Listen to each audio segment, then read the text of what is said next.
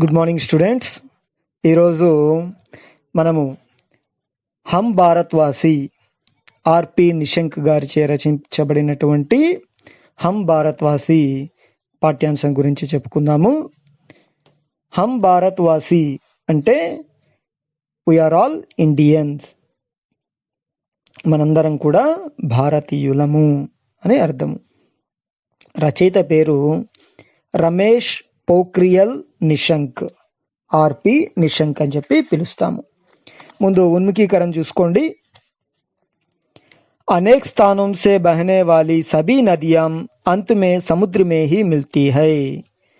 అనేక స్థానాల నుంచి ప్రవహించేటటువంటి నదులన్నీ కూడా చివరికి సముద్రంలో కలుస్తాయి.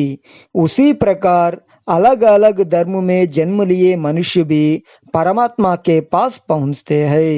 అదే విధంగా వేరు మతాల్లో జన్మించినటువంటి మనుషులందరూ కూడా చివరికి చేరేది భగవంతుని దగ్గరికే. కోయి బి ధర్మ చోటా యా బడా నహీ హోతా. ఇక్కడ ఏ మతము కూడా తక్కువ కాదు, ఎక్కువ కాదు. మానవ జాతి ఏక హై, మానవ ధర్మ ఏక హై.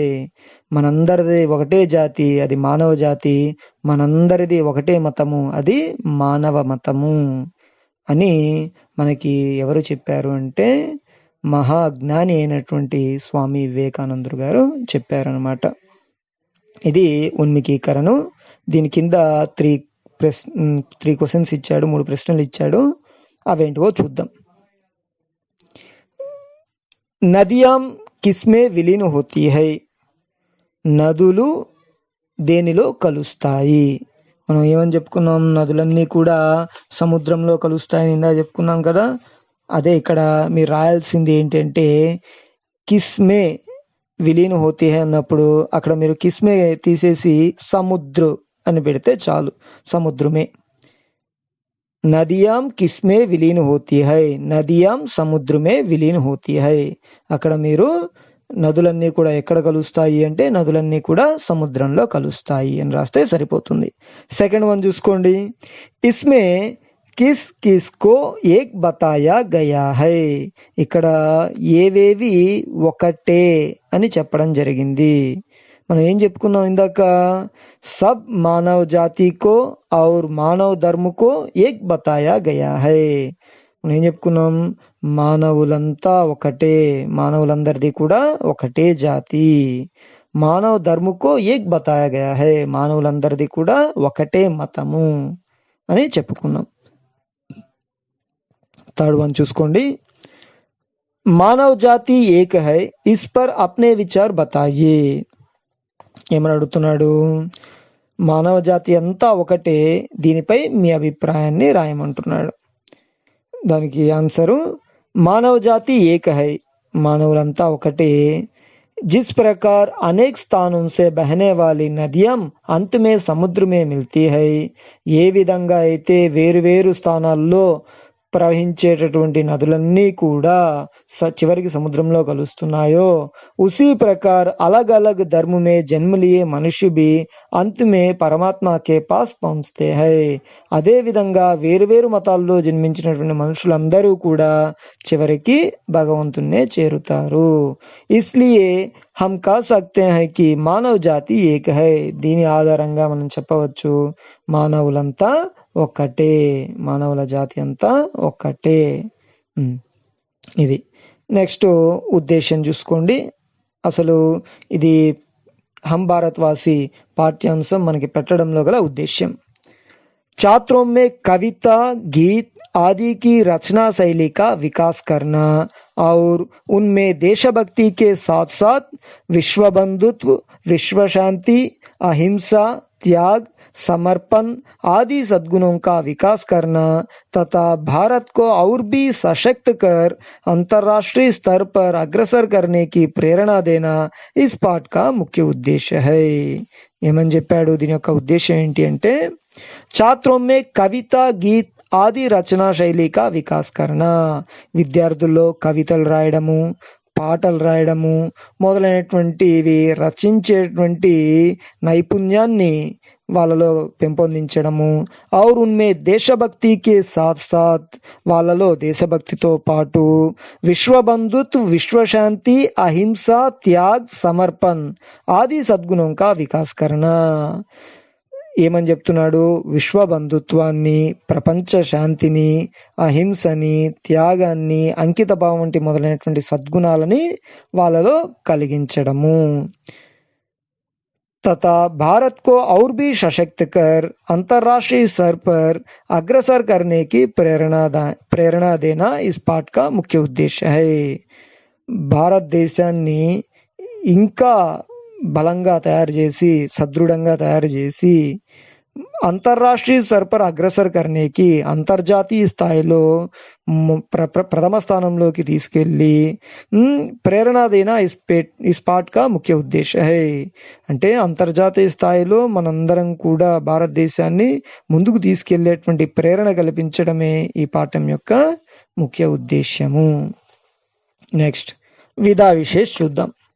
దీన్ని వివరించినటువంటి విధి విధానం ఎట్లా ఉంది అనేది చూద్దాం. ప్రస్తుత కవిత దేశభక్తికి భావన పర్ ఆధారిత హై. ఈ కవిత అంతా కూడా దేశభక్తిని ఆధారంగా చేసుకొని రచించినటువంటి కవిత. యహ గేయ కవిత హై. ఇది గేయ కవిత. इसमें तुकांत शब्द प्रथम प्रेरणार्थक क्रिया व सामान्य भविष्य में है. ఇది అంత్యానుప్రాస అలంకారంలో ఉంది మరియు ప్రేరణాత్మకమైనటువంటి క్రియని కలిగి సామాన్య భవిష్యత్తులో రచించడం జరిగింది. అంటే సామాన్య భవిష్యత్, సింపుల్ ఫ్యూచర్ టెన్స్ లో ఉంది. ఇంకా यह कविता बच्चों में सत्य, अहिंसा, त्याग और समर्पण की भावना जागृत कर. ఈ కవిత పిల్లల్లో సత్యాన్ని, అహింసని, త్యాగ భావాన్ని, సమర్పణ్ की భావన, అంకిత భావాన్ని जागृत कर వాళ్ళలో మేల్కొల్పి उन्हें విశ్వ బంధుత్వ की ओर कदम बढ़ाने की प्रेरणा देती है. వాళ్ళందరినీ కూడా విశ్వబంధుత్కి ఓర్, ప్రపంచమంతా కూడా నా వాళ్ళే, ప్రపంచమంతా కూడా నా బంధువులే అనేటువంటి భావం వైపు వాళ్ళని అడుగు పెట్టించడమే, అటువంటి ఆలోచనల వైపు వాళ్ళని మళ్లించడమే ఈ పాఠం యొక్క ఉద్దేశము. ఇవన్నీ కూడా మనకి ఈ పాఠంలో లభిస్తాయి. కవి పరిచయాన్ని చూద్దాం. కవి పరిచయాన్ని చూసినట్లయితే प्रस्तुत कविता के कवि रमेश पोखरियाल निशंक है. ప్రస్తుత కవిత యొక్క కవి రమేష్ పోఖ్రియాల్ నిశంక్ గారు. यह కవిత इनकी मातृभूमि के लिए संग्रह से ली गई है. మనకి ఉన్నటువంటి ఈ కవిత హమ్ భారత్వాసి అనేటువంటి కవిత ఈయన యొక్క మాతృభూమి కే లియే అనేటువంటి రచన నుంచి సంగ్రహించడం జరిగింది. వే ఆధునిక హిందీ సాహిత్యకారు మే విశిష్టాన్ రఖతే హై. ఆయన ఆధునిక హిందీ సాహిత్యకారులలో గొప్ప స్థానాన్ని కలిగి ఉన్నటువంటి రచయిత. ఇన్కి రచనాओं का मुख्य प्रतिपद्य దేశభక్తి హై. ఈయన రచనలో ముఖ్య విషయం ఏంటి అంటే దేశభక్తి. इन्होंने समर्पण, नवांकुर, मुझे विधाता बनना है, तुम भी मेरे साथ चलो, जीवन पथ में कोई मुश्किल नहीं आदि చర్చిత్ కావ్య రచనాయం లిఖీ హై. ఈయన రాసినటువంటి వాటిలో ముఖ్యమైనవి ఏంటి అంటే समर्पण, नवांकुर, मुझे विधाता बनना है, तुम भी मेरे साथ चलो, जीवन पथ में कोई मुश्किल नहीं అవన్నీ కూడా చెప్పుకోదగినటువంటి రచనలు. ఇవన్నీ ఆయన చేసినటువంటి ముఖ్య రచనలు. విషయ ప్రవేశ చూసుకోండి. భారత్ ప్రాచీన దేశ హై. భారతదేశము ప్రాచీనమైనటువంటి దేశము. यहाँ की సంస్కృతి और సభ్యత సారే విశ్వకో లుబాతీ హై.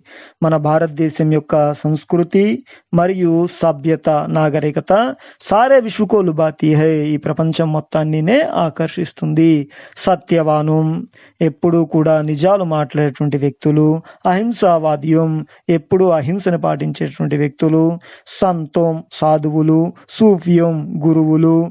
కర్తవ్యనిష్టం, కర్తవ్యాన్నే నిష్టగా పాటించేటువంటి వ్యక్తులు. ధర్మనిష్టం, బాగా మతానికి కట్టుబడి ఉండేటువంటి వాళ్ళు, ధర్మానికి కట్టుబడి ఉండేటువంటి వాళ్ళు. ఔర్ దేశభక్తం, మరియు దేశభక్తులకి పావన్ భూమి భారతదేశ. ఇటువంటి గొప్ప వాళ్ళని కలిగినటువంటి దేశం ఏది అంటే మన పవిత్రమైనటువంటి భారతదేశము.